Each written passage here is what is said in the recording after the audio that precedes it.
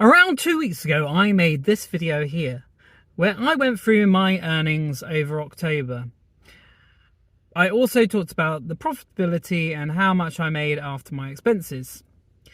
In general, this video has been really well received with, for my channel at least, quite a lot of views and likes and comments and some really good feedback. So I really appreciate it. If you've already watched it, you give me some good feedback. If you haven't, and you're, say, a new driver, or you want to compare your earnings to somebody else, might be a good watch. Anyway, the one question I've been asked a lot is, what about tax and national insurance? To put it, the short answer is to why I haven't included that in this video is that this video was to give people an idea of what I'm earning, sort of like what my earnings are against like a normal job. So is it worth doing as a normal job? Most people, when they're talking about a normal job, they're speaking about it in terms of, oh, I earn £13.50 an hour, or I earn 30 grand a year. They don't really include tax when they're speaking about it that way. So I felt like this was a more honest and like a better way of putting it. So I didn't include the tax. And the other reason why I didn't include the tax is that when it comes to tax, it can be complicated by a few different things, and everyone's situation is different.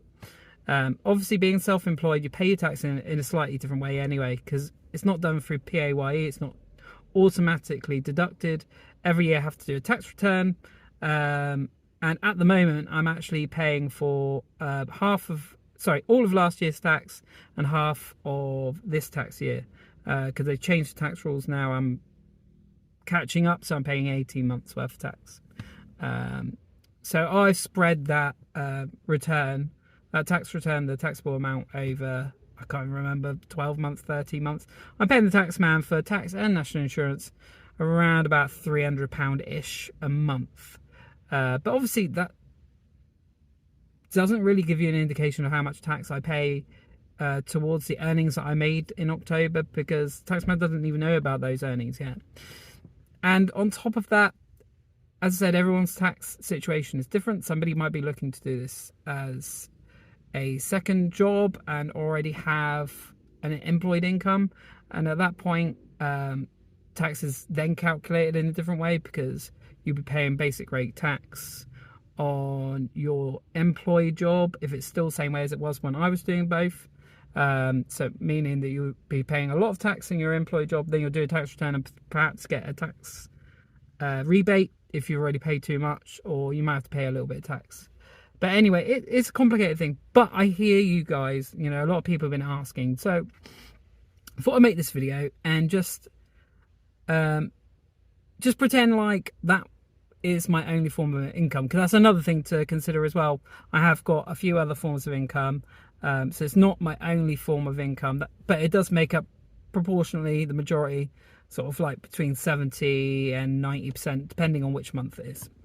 But I thought, I'd pretend if that was my only income, what would my tax liability look like? So I've gone online, I've looked at a tax calculator, and I've worked it out. But first, let's look back on what I actually made in October. So here's my profitability screen. So I'm looking at my phone on a different device over here. So as you can see, my gross income is £2,625.97. However, that is not what I am taxed on, because I will obviously report to the HMRC all my expenses. If you want to know what all the expenses are, watch the other video. I go through all of the expenses that I deduct, but the deductions are £625.76. So that means my actual profit is £2,000 exactly, with 21p on top. So £2,000 and 21 pence. So that means that my upscaled kind of, if it was by year, would have been 24 grand. But I say I put it into a tax calculator because I know a lot of people have been asking about tax and national insurance, and it's come out with this.